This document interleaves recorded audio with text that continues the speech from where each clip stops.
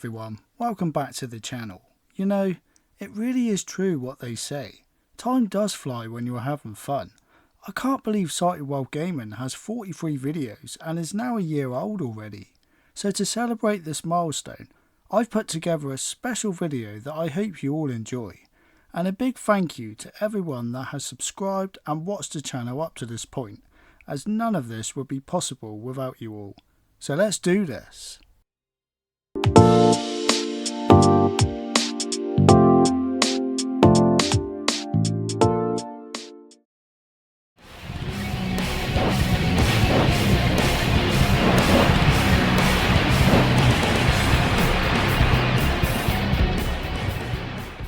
The year 2000 holds a lot of memories for me. I just turned 16, left school, and WWF SmackDown was released to the world. I can't tell you how many hours I spent playing this game, probably an unhealthy amount. All my free time that year was put into this game, and it was all worth it. Not only did SmackDown improve on everything the previous WWF game on the PlayStation did, WWF Attitude, it took it to a new level altogether.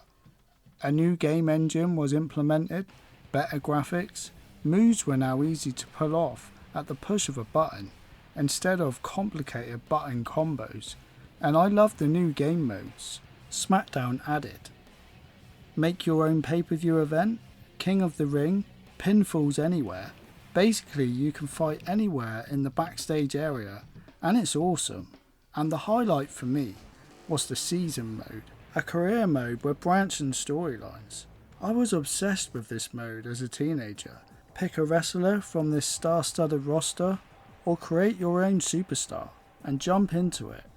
It may not be everyone's choice, but SmackDown is my favourite wrestling game still to this day.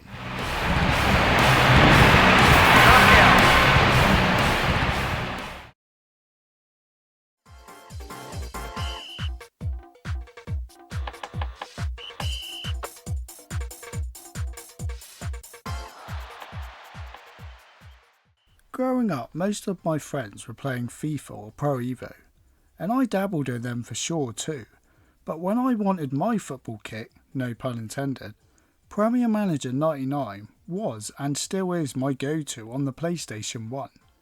It may not have the biggest database for leagues, teams and players compared to today's manager sim games, but it sure was impressive how much they packed into this game for a console release in 1999. I still love this main menu. The way it's laid out is easy to understand, making this an easy to pick up and play management game for anyone into football. So just pick your favourite team from the English Premier League or lower divisions, or try to be successful abroad in any of the Italian Serie A leagues. Sell players, buy players, loan them, mess with different formations, even deal with the financial side of the game. Ticket prices, stadium building. I just love the highs and the lows of managing your team. I still play this one, at least once a year, even if it's just for a season or two. It's always so much fun, and that's why it had to be on my list.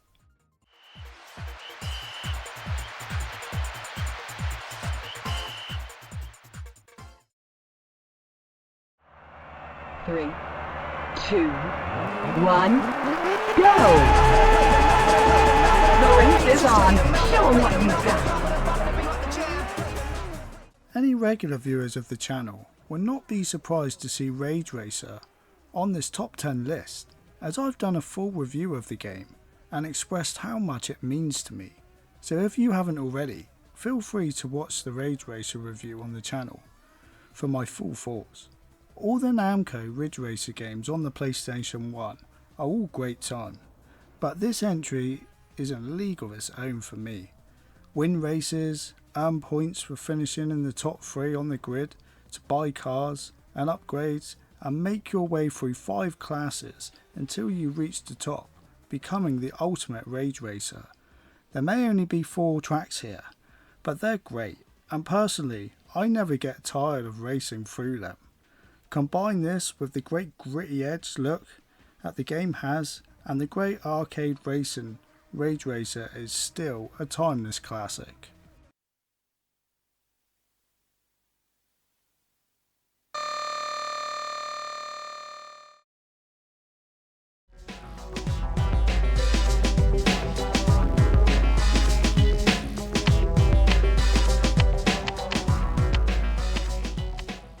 Tomorrow Never Dies might not be the best James Bond game in the series, but I've always loved this game.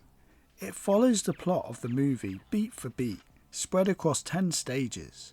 It's the first game in the series to play in third person and has an auto lock-on system when using your weapons. It works really well. The camera's a bit janky at times, but you'll get the hang of it in no time. Tomorrow Never Dies gets a lot of bad press, but I'll defend this game to the death, as it keeps me coming back year after year, and will always have a place in my top 10 PS1 games.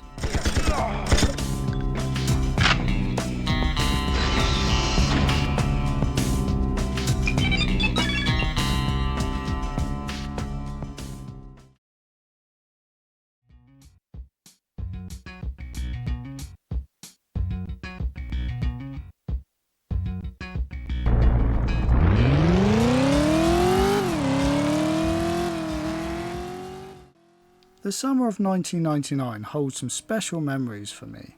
My school had just closed for the summer break, and my parents let me buy a brand new game for my PlayStation 1. So I grinned from ear to ear, and chose Driver, which was my most wanted game that summer. And man, did I play this game to the death, to the point that one night my PlayStation overheated, so I turned the console over, which was an old trick we learnt back to keep the thing running. Great times. Anyway, Driver is definitely one of my most played games on the PlayStation 1.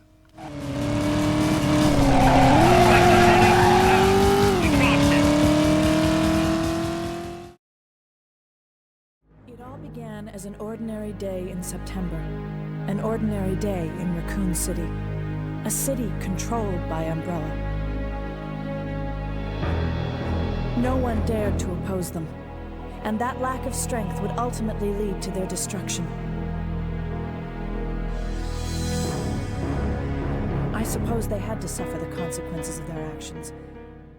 Survival horror is one of my favourite genres, and it's the Resident Evil series that's responsible for this. Resident Evil Nemesis has all the right ingredients, making it one of the best games in the series for me, unlike the terrible remake that was put out. Not only does that game have no soul, it doesn't even have the word Nemesis in the title. Ugh. Anyway, I love the story here. Jill Valentine struggled to get out of Raccoon City, with a terrifying bioweapon in the form of Nemesis is after her and all STARS members, and that same great gameplay loop from the previous games, finding ammo, healing items and weapons, and making plans for what route to take next, with what little precious supplies you have left, and whether or not to waste a bullet on that zombie creeping around the corner. For me, Resident Evil Nemesis is a timeless classic that keeps me coming back.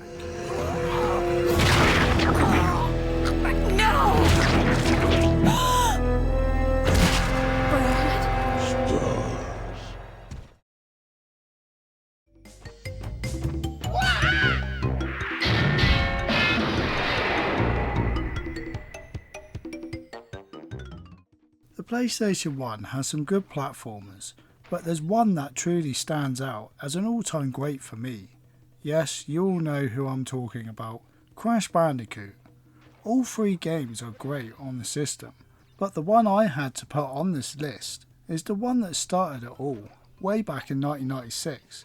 Crash Bandicoot may be simplistic in its gameplay, but jumping on and spinning enemies, jumping and bouncing on boxes all feel so good to do. And the level design and the gorgeous art style is all being backed up with an awesome wacky soundtrack.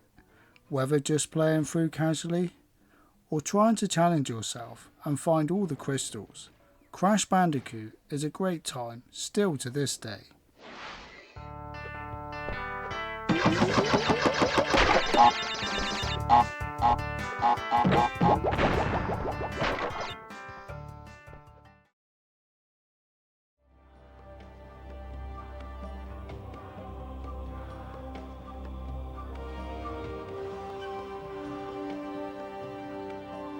This must be the place, Professor Oubier's house. Looks pretty creepy. Third place was always going to be Broken Sword game for me. But man, I had a tough time deciding which one. In the end, Broken Sword The Smoke and Mirror, the second game in the series, was my choice, mainly because I've played it the most. I also utterly adore this one. Every time I replay it, I instantly get wrapped back up in the brilliant story. Gameplay has you doing all the usual click and mouse and adventure game stuff. Examine things for clues, combine and use items you find, solve puzzles, all the great stuff. It all feels so satisfying when you're stuck for ages, but then work out how to work your way forward in the game. And George is a great character to play as. An American tourist with his girlfriend Nico just can't help getting caught up in any dangerous mystery spanning across the globe. George's dialogue and everyone in the game in general I can listen to for hours. The writing is brilliant, and I can't wait for the already announced remake of the game to go with the brilliant Broken Sword 1 remake.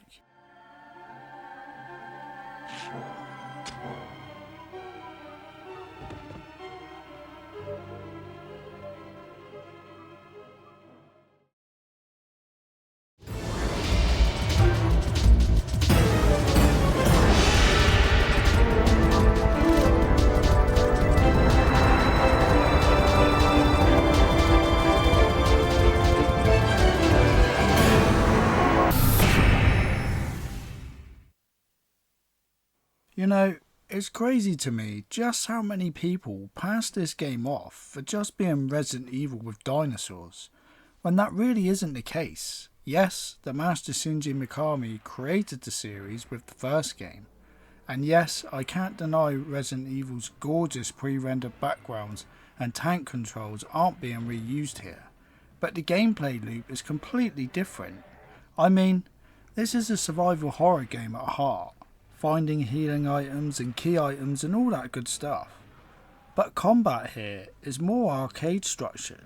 Each area will spawn dinosaurs that, unlike RE, you won't want to avoid, as the more kills you get, the more points you earn, and these points are vital to buy ammo, new weapons and even key items at times.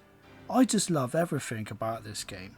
The sci-fi story, addictive gameplay loop, and Regina is such a good character. She becomes very likeable as the story goes further in. I've been obsessed with Dino Crisis 2 from the first time I played it, and I can't see that changing anytime soon, as I'm always in the mood to play this one. Yeah. That weapon definitely suits a Trat member. But I prefer to go in this way.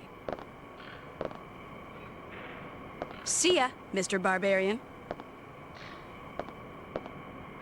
Hey, the name's Dylan. Call me that when you need some help, okay?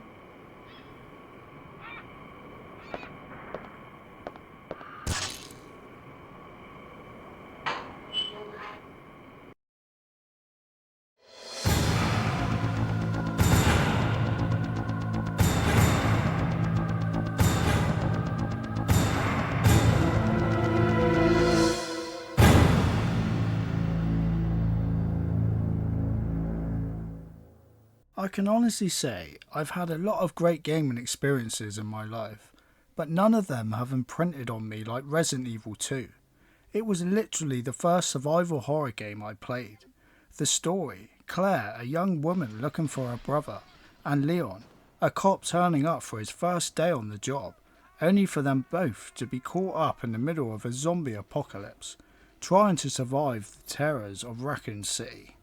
It's such a simple plot but gripping, and the gameplay just pulls me in time and time again. You all know how it goes. Item management, plan and routes, the fear of dying without saving and losing progress. It all feels so good when it all comes together. And this is why Resident Evil 2 is not only my favourite game on the PlayStation 1, but it's also my favourite game of all time.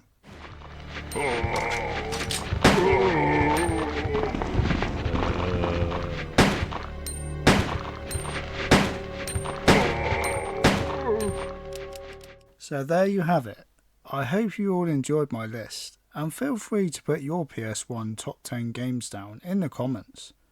Thanks for watching everyone, and I'll see you all on the next one.